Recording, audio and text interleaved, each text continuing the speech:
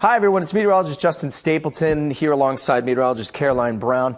Since we are now at the 15th of February, Caroline, a very important date. 1 year ago, if we were to run the clock back, that was when we started what for a lot of folks here across the greater Houston area was a week, an event, a time that they will never forget. Obviously, we're talking about that February freeze of 2021. Absolutely. And the thing about that freeze is folks are still being impacted by it. A lot of pipes burst.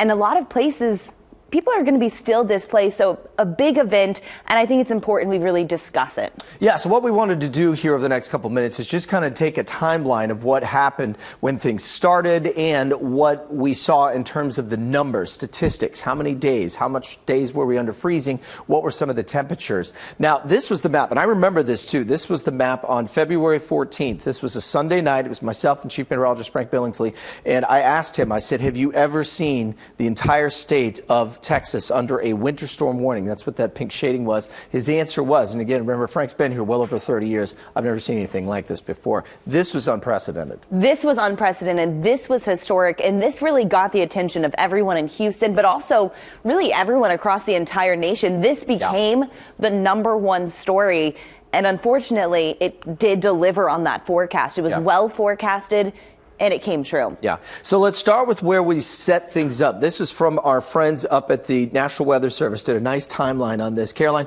we really kind of were watching this before we got into the actual week where everything started to freeze. And that was basically from the 15th going over to the 19th, that Thursday, Saturday. How did things sort of set up? What were we looking at? So we first started to get a little bit of sleet, a little bit of freezing rain. That was when our first winter weather advisory was issued. That was actually back on the 11th.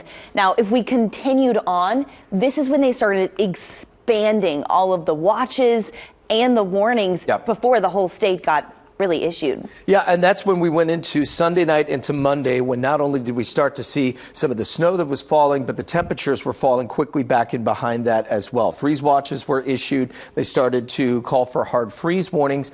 And the example I always like to use is if you're a fan of ice cream, it's cold, right? And then you put what that stuff that used to be called magic shell. I don't even know if they have it anymore, but they do. Used to put it on top and it would freeze instantly. And that was where we ran into problems, is that not only do we have the cold air in place, which you must have down here in the state of Texas, at least this far south anyway, but you also had the ice and the snow compounding everything at that point. And one of the big issues too was we kept getting colder. In fact, really, we didn't see our coldest days until about Monday, Tuesday. Right. And on Tuesday, that's when ice storms started to become a major concern. Yeah, and the problem with that is that generally what we've seen here across this part of Texas is we may get cold, we might even get some sleet, but A, the ground is too warm so it doesn't freeze, or B, it's there for 12 hours and then gone. We're back up into the 40s, 50s, and 60s, which is our climatological normals for this time of year. That wasn't the case, as you can see right here. That low on the 15th of 16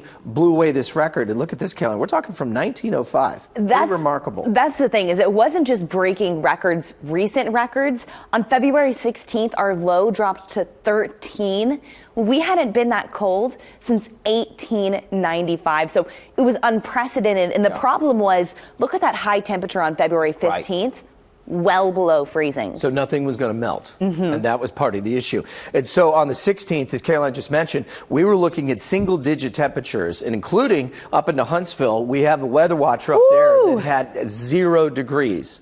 Right? Single digits across the area. Now, again, here's the thing. If you're from the north and you've moved to Texas here, you say, okay, well, yeah, I've seen this type of cold, but you have to remember the infrastructure, especially down here in southeast Texas, is not built for this, and that's the problem we had with the power grid starting to fail at that point, and then people couldn't heat their homes, and that's just sort of snowballed from there, and that was part of the issues we were running into. Absolutely. And I mean, one of the big issues was, of course, the power, because folks were trying to stay warm.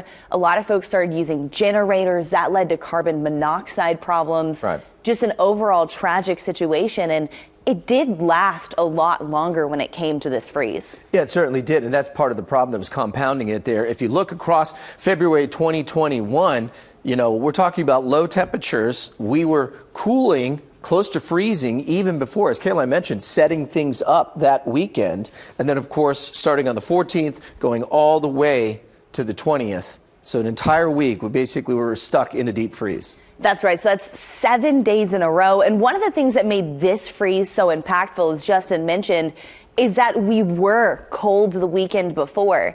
If you remember the freeze this year, I was just going to mention that. We were in the 70s before we got to that freeze. So the soil temperature was way too warm. Yeah, and a lot of folks, we got plenty of questions here at the Weather Center about, is this going to be a repeat? Is this going to look just like it was? And we kept saying, along with our friends and our partners at the National Weather Service, Jeff Linder with Harris County Flood Control, I know it issued that as well, to say, no, ground is so warm, even if we happen to see a little bit of light ice, which we did get in some of the western counties in particular, that it wasn't going to cause the same kind of widespread impacts that we saw a year ago. These are one of those scenarios where we may, over the next 30 to 50 years, never see something like this again because of the statistical anomaly that it was. You know, average temperatures for this time of year are in the mid-60s for highs and overnight lows that are generally in the upper 30s to low 40s. And we're talking about close to that. And again, if we go back to this, single-digit temperatures widespread across our northern counties and some of the western as well. Another thing I want to point out, if we go back to that calendar, this is showing at Bush Intercontinental Airport. So that was 7 days in a row that we were below freezing, but other places actually fell below freezing well more than 7. Yeah, so it's just one of these where this was an event that folks obviously will never forget. And you talk about how many days we were. You saw what we had on the map there. And this is what you were just mentioning. College Station, Huntsville, and out to Brenham, and even out towards Wharton and Bay City. So they were more than a week, talking between 8 to 10 days. And I think there were areas at College Station, it was almost 2 weeks before they got above freezing to the point where they could actually break out of that ice. Absolutely. And then you look at Galveston. Galveston is a place that right on the Gulf, it's really hard to get that freezing temperature.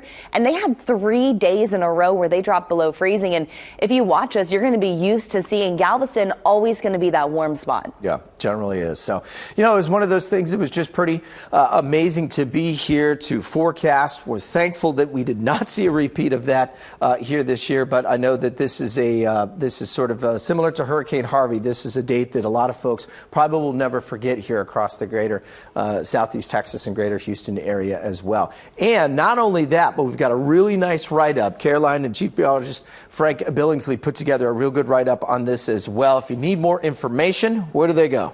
Click to Houston.com/weather. We've got good stuff there. And we've also got updates on your weather for today, insider information, and of course, Frank's free forecast app, the weather blog. We've got updates throughout the day as well. So thanks for joining us. If you have any questions or want to talk about your personal experience with the freeze last year, you can always find Caroline or myself at clicktohouston.com, or you can certainly find us on Facebook, Instagram, and Twitter as well. Stay safe, stay warm, and we'll talk to you again.